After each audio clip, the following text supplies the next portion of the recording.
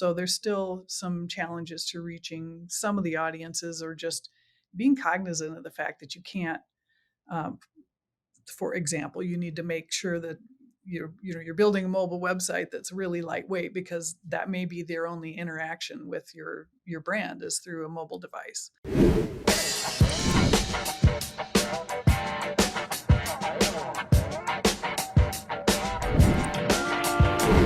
Hello, everyone, and welcome to another Wisenetix Podcast episode. I have the pleasure to have here with me today Sara Steever. Sara, can you say hi to our audience? Hi, everybody. Ricardo, thanks for inviting me on. It's a pleasure. Awesome.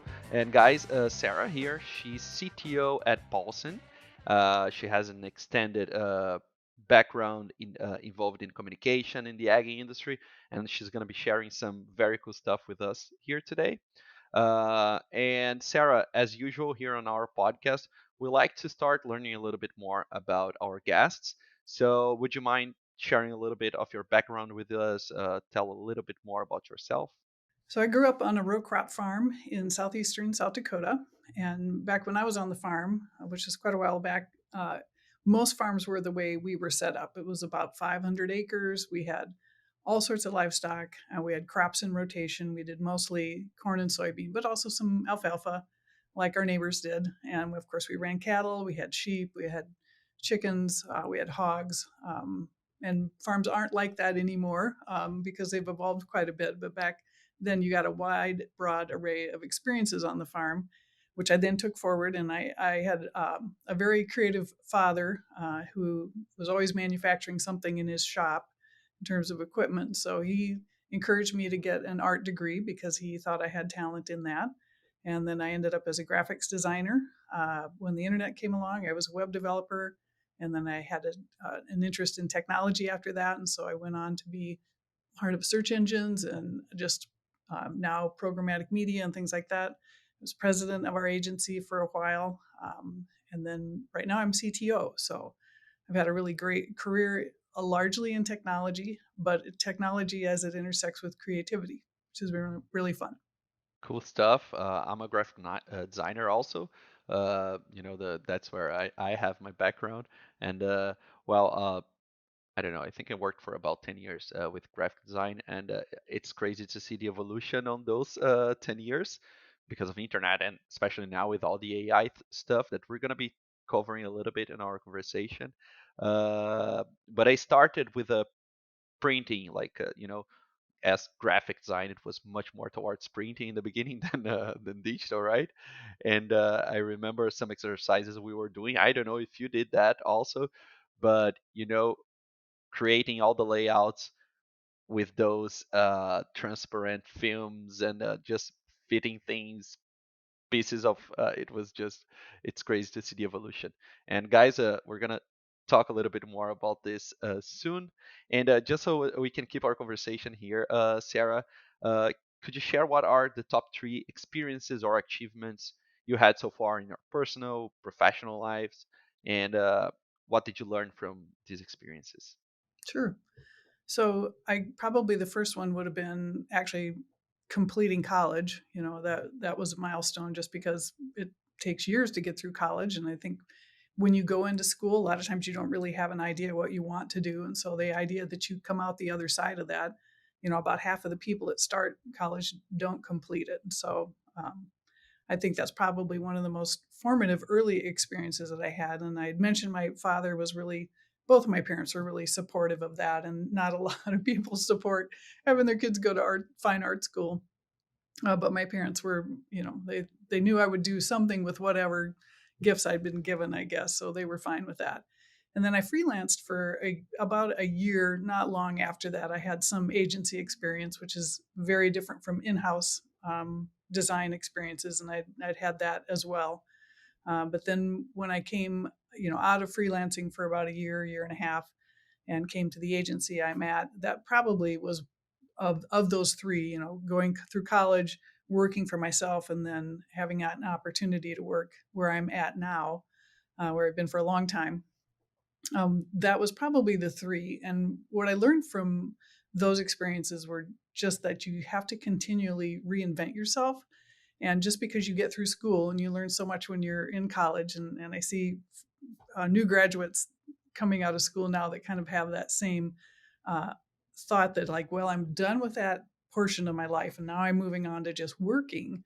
And just working is really just learning as well. So, probably the biggest takeaway from any one of those experiences would be you have to learn continually and then be able to apply what you're learning.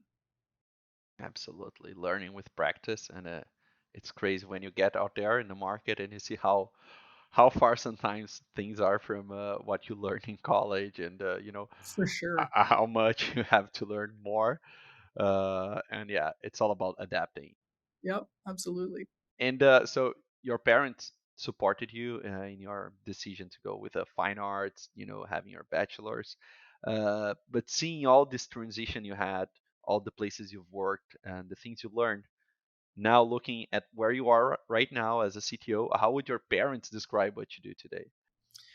I think just because I've been in my career as long as I have, and I've had leadership positions all along the way, but of course, most recently, later in my career, I guess you would say, they would have just described what I do as leadership roles. I don't know that they necessarily understood the technical aspects of what I did at all.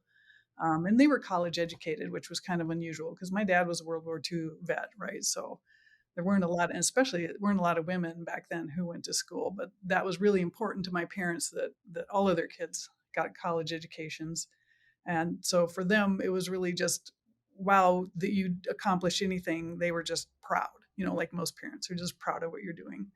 But I think they really, if they had to describe something, it would have been more along the lines of, you know, hooray, you've become a great leader. That was really what was important to them.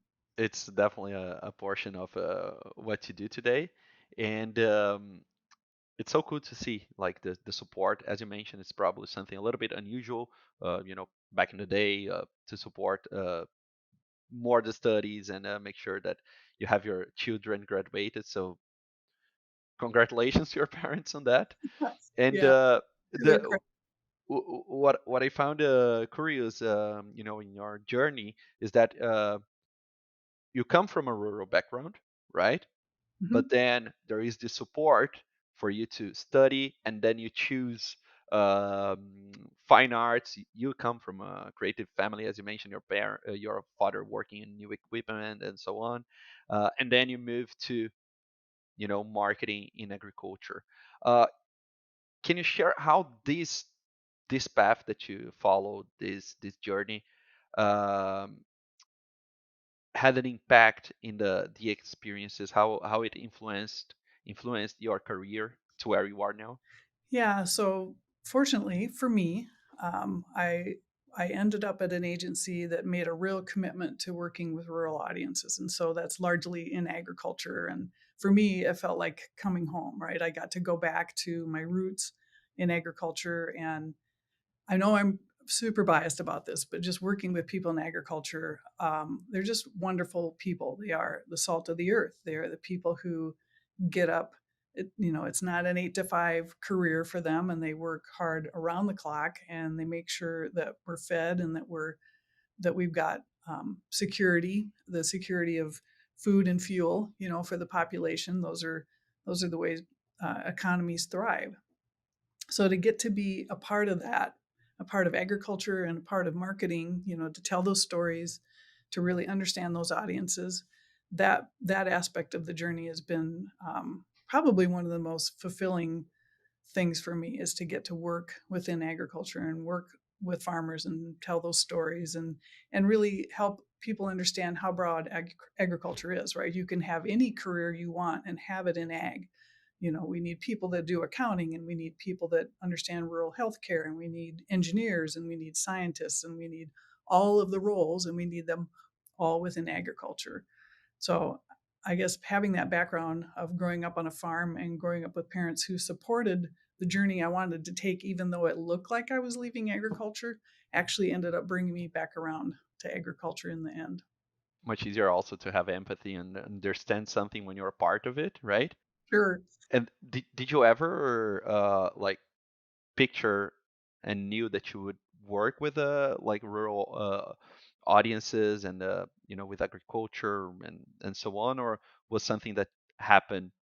Sure. Well, because of just where I'm located geographically, there was always a little bit of, working with agribusinesses in terms of marketing. So I always got to at least dabble in it and keep my hand in it a little bit. But what was really wonderful was to come to a place that made a really conscientious decision that agriculture was going to be at the core of what we did. And in any agency that picks a niche, um, is just better off because you need to understand your audiences as best you can.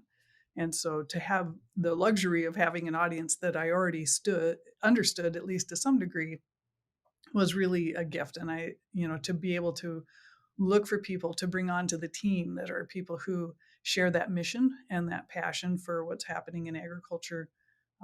That's a big piece of it too.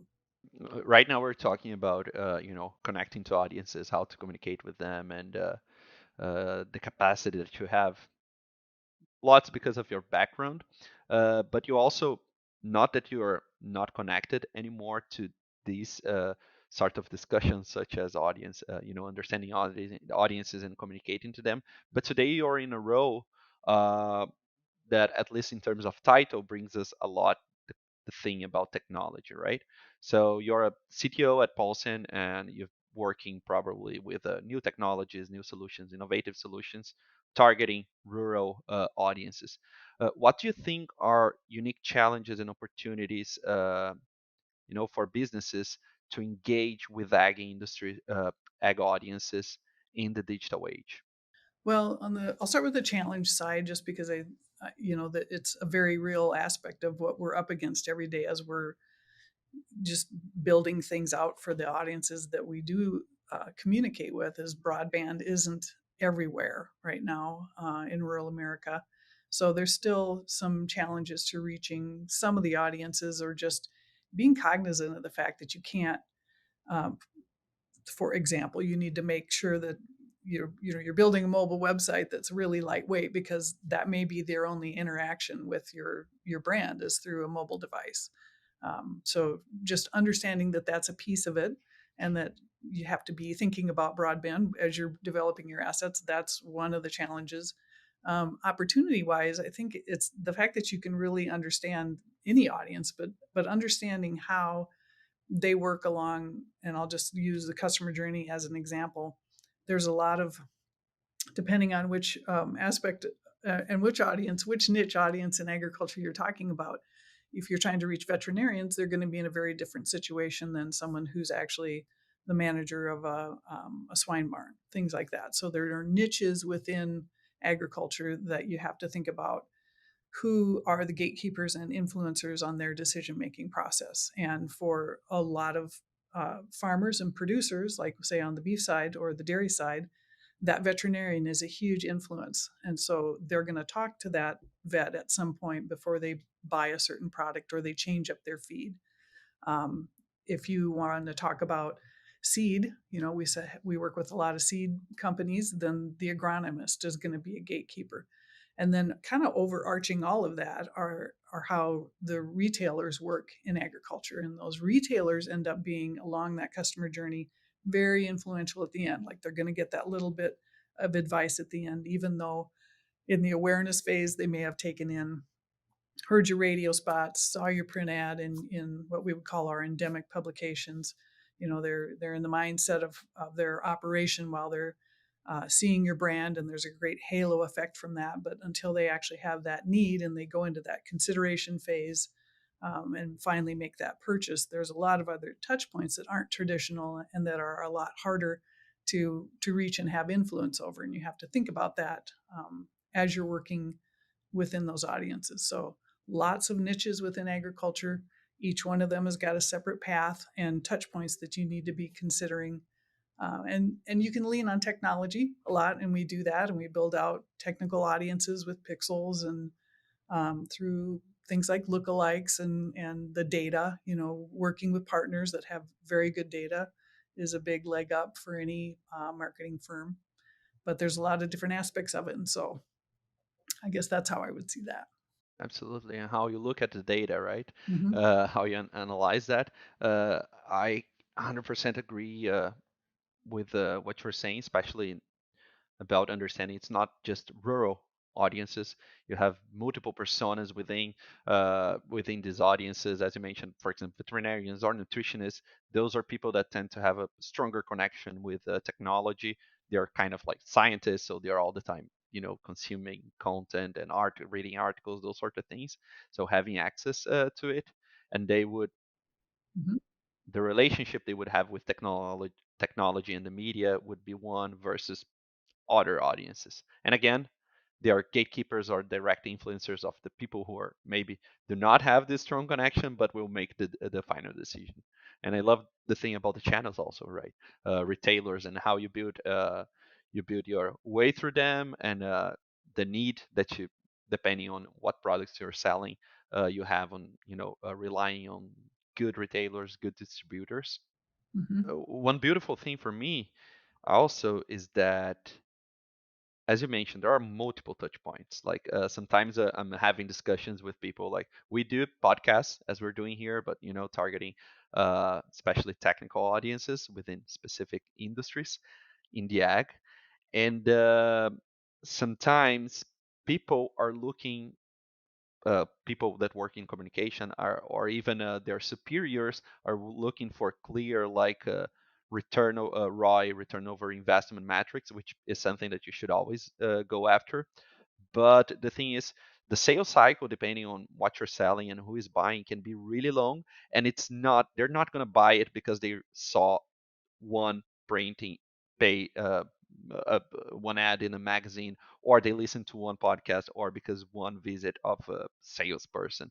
It's the most of times it's a decision based on all sorts of influences and touch points, and every different approach is a different piece in this puzzle, right? You need to have this complete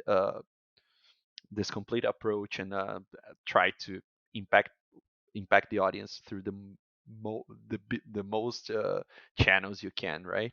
Yep. One thing that I always talk to other people in the ag, like events, trade shows, they are amazing because you have the chance to meet so many, I don't know, producers or suppliers, whoever you're looking after, in 2 or 3 days, have great connections one on one in front of them, and it's something that it's easier to measure. Like, hey, I met with them there, we started a conversation, we closed the business. But those one-on-one and in-person interactions, which are awesome and the best for me, there's there's a great limitation to them. You cannot be in front of those people every day in person, having your sales team there, or being every day at a different trade show. So in the other days in the year when you're in front of them, you're not in front of your audience. How do you communicate with them? How do you make your presence stronger? And there where the digital comes with a lot of tools and things that make easier for us to at least have a better idea in terms of numbers of how many people saw something, clicked, and this and so on. So it's a beautiful world. Yeah, it is, and I hate to see people just lean on the things that they can measure, just because they can, and I think we often fall into that trap, especially if you feel like your budget's a little bit limited, and who doesn't think that their budget, there's never enough money to do all the things you want to do. But one of the things that we still find to be very, very true is there's still um, the reach that you get through traditional media is always going to be greater than what you can find digitally, but you can get your frequency with digital. So we lean on digital for that, just because there's a lot more avenues. But there's also, I think, a shortage of, at least with our endemic platforms, there can be a shortage of inventory. We'll just put it that way, because as we all know, ag's consolidating. There are fewer and fewer farms, fewer and fewer dairies, fewer and fewer swine operations, but they get bigger. So the people that you need to reach, of course, they become a more powerful and important decision maker, um, even as they surround themselves with the people that end up influencing the decision that they do make.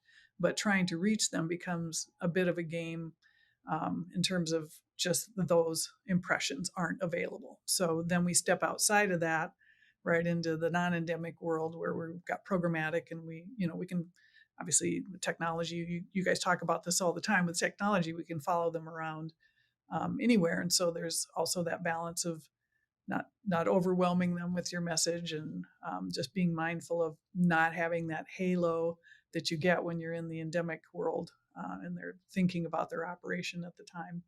So lots of touch points for sure, and lots of ways to think about what is the best mix of media, and that's something that's been fun to see evolve over time.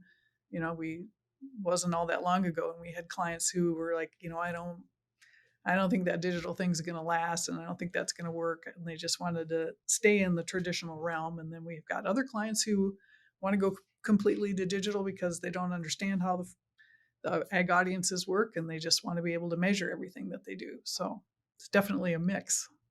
Technology helps us sometimes, and sometimes it's a bit of a detriment. It's good to have both, right? Yeah, And, you for can sure. play with both. So yeah, it's about finding the balance and the right channels for the right time also. Yeah, and I one of the things that's always been interesting to me in terms of measuring is just what you talked about earlier, where it takes so long for that decision to come about, and you can, if you can't capture that and understand how many touch points and how long it actually took before they came back to your website and converted, I think you miss out on a lot of things because you get impatient and you change your tactics up too quickly, and don't let those audiences have a chance to bloom and grow and get optimized. Yeah, growing your audience is always a challenge, and it's a long-term game. Like it's not from night to day or day to night. Uh, you're gonna have build audience, so it's and that's the thing, right? Sometimes the plan. I see this happening. I don't know. The marketing team has an idea. They plan. They start executing. Results don't come that quick, and then at some point you start having. Maybe it's something internal from the marketing team, like, hey, was it the right choice? But lots of times it's also a little bit of pressure on, like, hey, we're not seeing the results from the guys on the top, and that when you do as we work with podcasts, we also help companies. No, we don't only have our podcast, we also help companies producing their own podcasts, which is something awesome. We see it that in the future, probably most brands will have, like, you have your LinkedIn page or website, you might have also your podcast in the future, but it's like you're gonna have to put effort there, and it's not gonna be with 1 year that you're gonna have all the results you're expecting, right? It's something you need to trust the process, keep going, and it's part of the game. And in terms of practical tips and tools, could you share some of those that business in the ag could use to have more um, effectiveness when they're using their when they're doing their digital marketing or using online platforms to connect with rural audiences?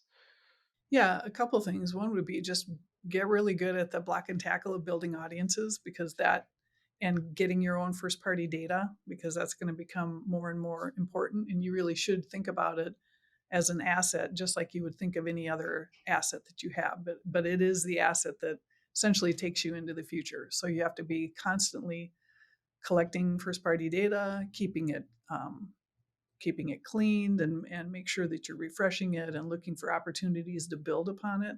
And then also building out the other technical pieces of it, not just customer data or prospect data, but just using technology to expand on those audiences over time. I think that's a pretty key piece of it. And then the other part is so you can reach those people, but you've got to get them motivated to do something and to think about how, I'll go back to the customer journey. When people are in, um, I'll give you print as an example. When we look at print and think about that, people are a lot more receptive to new ideas when they're kicking back and they're looking at a magazine. And it doesn't feel intrusive. When you move into the digital front, then you're even with a big screen, so with a desktop or laptop, you're still interrupting them. And so you want to make sure you're thinking about that a little bit differently. And then when you get down to the small screen, now you're really intruding upon someone when you're there. So you really, really need to think about that. So we look at the messaging that we do for our clients is it's got to be three things. It's got to be unique, it's got to be compelling, and it's got to be believable. So once you can get that little Venn diagram of things and you get your messaging nailed down, then you need to think individually about how people are interacting with it across all of those channels and mediums. Awesome. I love this. I love this. We'll probably steal this when we're planning our mobile interruptions. Yeah, interruptions.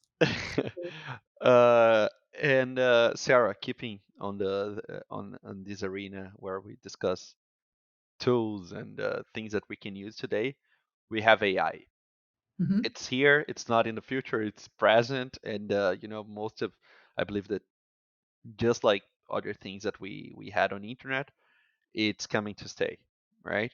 How do you see that AI and other emerging technologies as a CEO are shaping the future, specifically in the agricultural marketing? And what potential benefits or challenges do they bring to the table? I think it's already had a pretty enormous impact. AI has been around since punch cards, just for a long time. We've been using it. It's been building and building. And in some ways, agriculture really has been the vanguard for how AI has been adopted.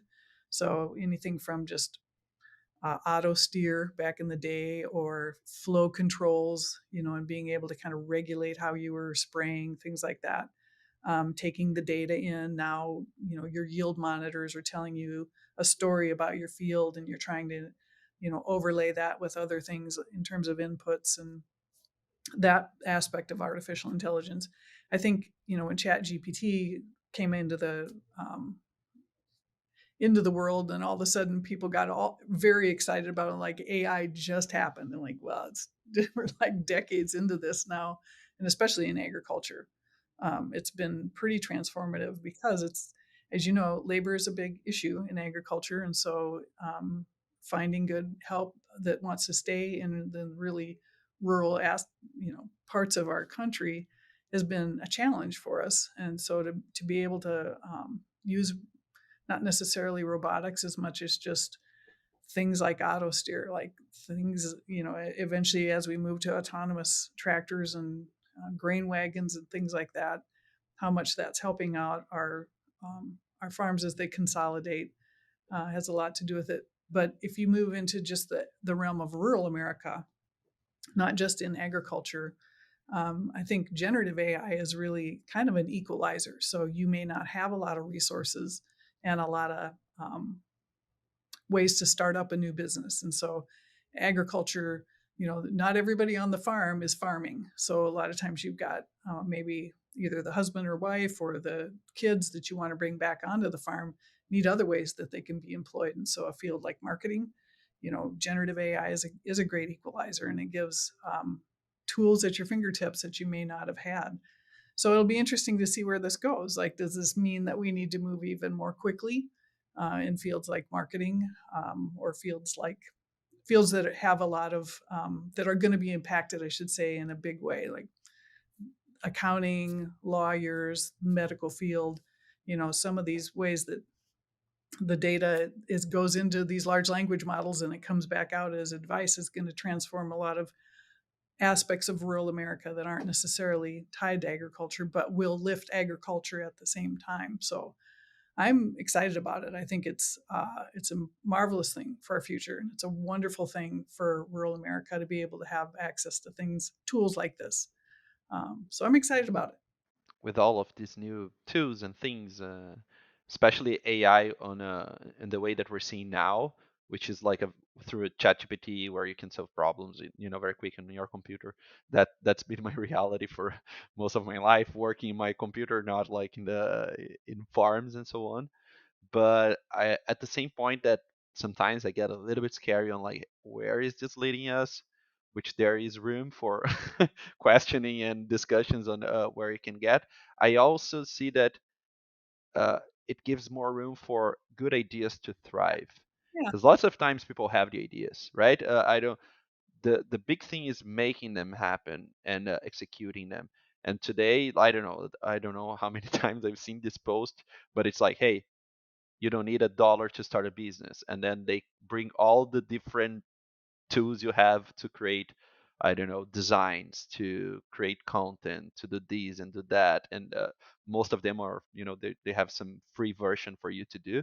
So it's a cool thing. Like, you need less resources, like people and big groups of people to execute our ideas. So I think that's maybe a possibility for an era of ideas, really leveraging the ideas and bringing them out of paper. Yeah. Before, you also mentioned customer journey, right? Which is part of the work you do. Could you share some of the most aspects that you consider, essential, or the most important aspects when you're designing a customer journey? And are there any essential tools and key principles that you rely on when you're doing this?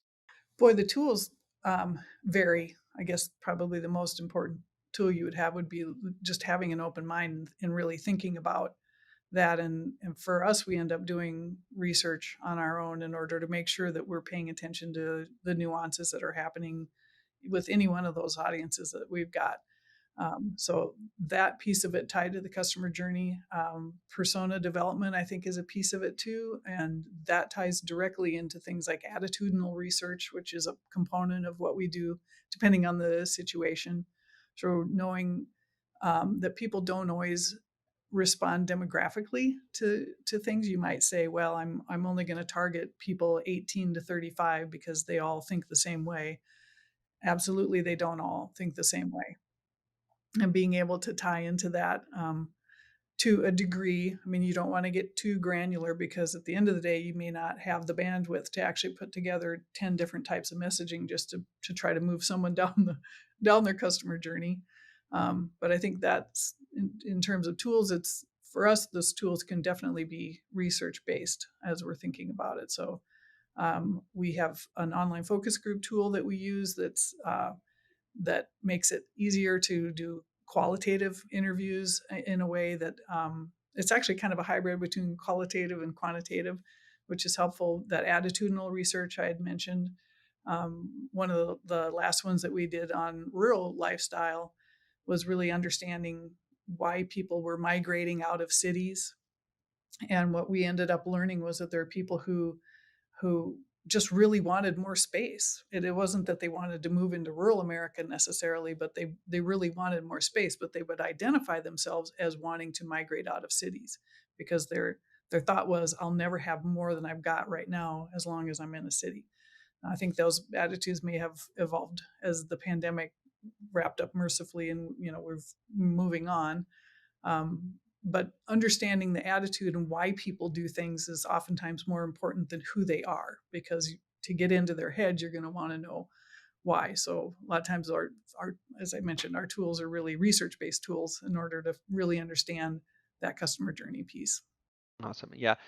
When we do our analytics for the impact that we're having, to understand really the performance of our products, uh, if you if you rely only on the information you get from platforms like YouTube or streaming platforms, basically the type of information they will give you is so, not completely, but today the way maybe it was useful for when you're looking at marketing, I don't know, decades ago, age and those sort of things. And that's what they give you: age, country, sometimes their gender, which is not how people and communities organize anymore, especially after internet and social media, Yeah. where people are grouping much more for their interests and their lifestyle and the way they see the world than necessarily the country they live or any of those other information. So it's nice to see. And I really like that you guys do your own research. So that's really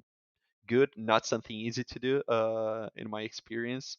I also worked with branding a little bit in the past, and I always try to do some good research, like before I start anything. Like, hey, we're gonna spend the first 2 months, 1 month, 2 months of the project.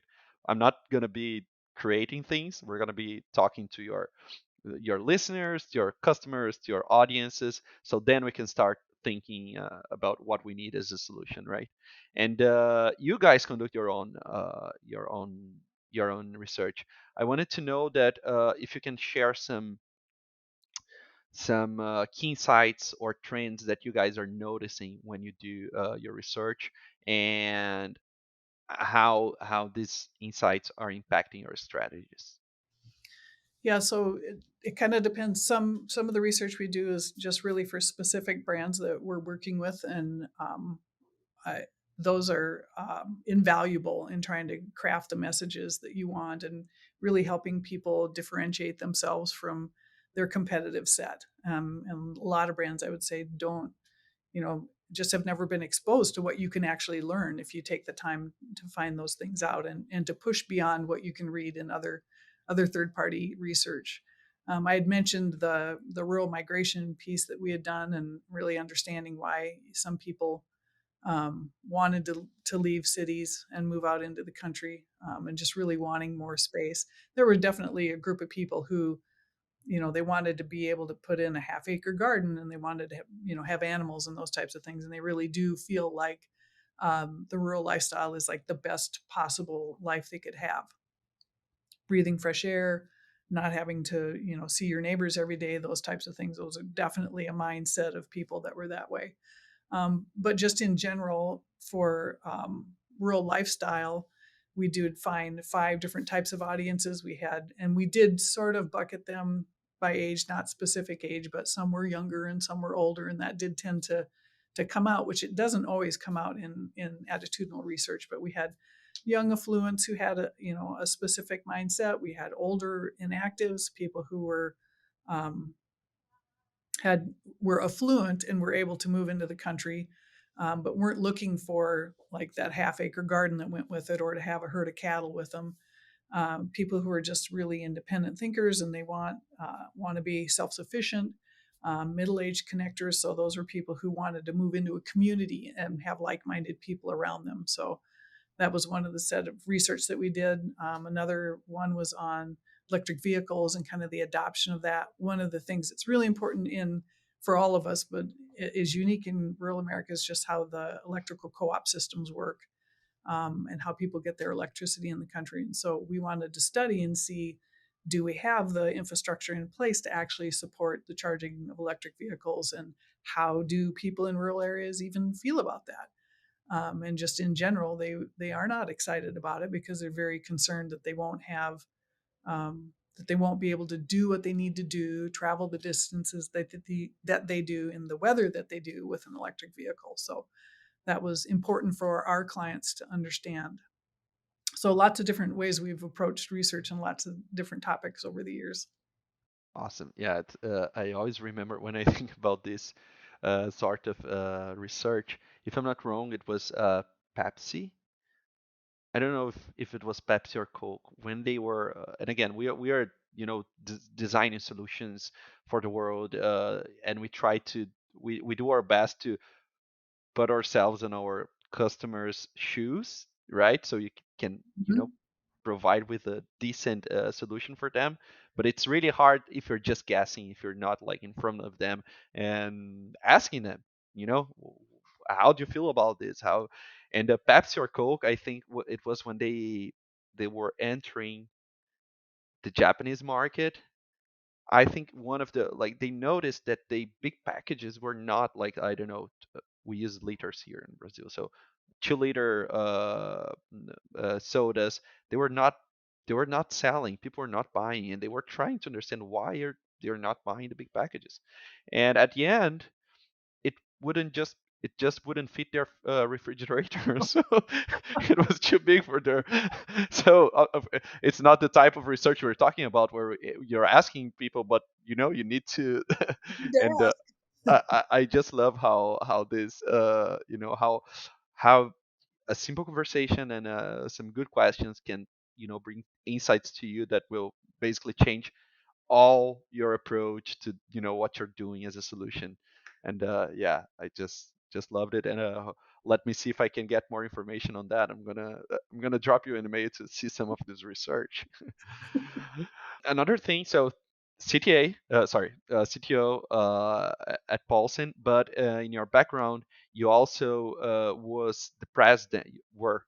the president of NEMA, and I wanted to understand. It's a big thing. I haven't been to any of the conferences yet. Let's see if I can attend to one of NEMA's conferences. But not only a conference, you guys are our group, and you work with marketing in the ag. And what I wanted to understand is what type of initiatives and strategies when you were there, uh, you guys champion in order to advance the field of agricultural marketing. Yeah, I have been a member of NAMA for probably 20 years, and that's our industry organization. We have a counterpart in Canada that's the Canadian Agri Marketing Association. But NAMA um, kind of runs on three pillars. One is professional development, and then leadership opportunities, and then just education on what's happening and building your network. So bringing those three things together. If you, as you're going through your career in ag marketing, is a huge benefit. So just knowing that those are kind of the three pillars we operate under. And then we also support students that are coming out of universities, primarily land grant, but universities that are studying marketing and agriculture. And so we do a lot of events. So you can start out with boot camp and you go on to the fall conference and then the spring conference. And then there are local chapters. So it's pretty, it's a big organization. There's, I think, 1,200 members, if I'm not mistaken. So one of the things that they do is, look for people to rise up through the ranks and work at the chapter level, work at the national level, work on the conferences, and then they have an executive team. So I got chosen to be on that executive team, and then you're there for 3 years, and then you have a 3-year path to become the president. Well, that happened to coincide with the pandemic, right when I was taking over the president's role. So in the March of 2020, I was taking over that role in April, and so we had to pivot pretty quickly to moving everything online. So that's probably, I guess, what I would look back on as the most important role that I had within that organization was just supporting the team of people that needed to move everything we would normally do in person online very quickly, and then also moved to supporting people in a different way as time went by. And so we moved to more webinars, and then just having the opinion of, or just the idea that you would be watching to see what was coming and changing in marketing and making sure you're bringing those resources in so that ag marketing moves along with the rest of marketing in the world. So that's probably, I guess, what was most interesting, and during a crazy time, was fun to be part of that. I can imagine. Yeah, big challenge. And we when we were just thinking about pandemics, when the our company started, it started in 2019 in the US. So we surfed, and we are fully digital, so it was kind of natural for us to surf the wave. But Mhm. it was crazy the challenge that was for companies, to suddenly you need to make sure you cannot have personal contact. How are you selling and keeping, the growing the relationship with your customers and everything else? I think it was for anyone, especially for a president in an organization as NAMA. Um, it was a big challenge, and but yeah, I think we grew a lot in terms of knowledge and how to do things digitally because of that. It was definitely a big step for humanity. For sure, for all of us, touched everybody. Everyone, yeah. Wow. It seems like it was a decade ago now, and I'm thinking, and it was crazy times. Uh, and Sarah, as someone who's deeply involved in understanding medias and audiences, what advice would you give to ag professionals that are looking to craft compelling messaging and content that resonates with agricultural producers and consumers? And I know we probably touched a few of these things already with the research, but what else would you add to that? Yeah, I guess I would just add, you need to have authenticity in your voice. If you can come across as authentic, um, especially I think as generative AI becomes more and more prevalent, We don't want everybody ending up being really cynical because they feel like everything was generated through a large language model. You need to still bring that true and genuine, unauthentic voice. And the only way you're going to be able to do that is to actually know your audience and actually talk to them and see what resonates with them. So wrapping up here, we're getting to the end of our conversation. Thanks a lot for all the insights so far. Just before we jump to the closing questions, I wanted to understand what are the top takeaways or principles you believe that are essential for anyone looking to excel in communication and marketing in the agricultural sector or in the rural world, if you want to make it a little bit broader. Yeah, well, I kind of had mentioned this earlier, but just this idea that you've got to be continually learning, that growth mindset.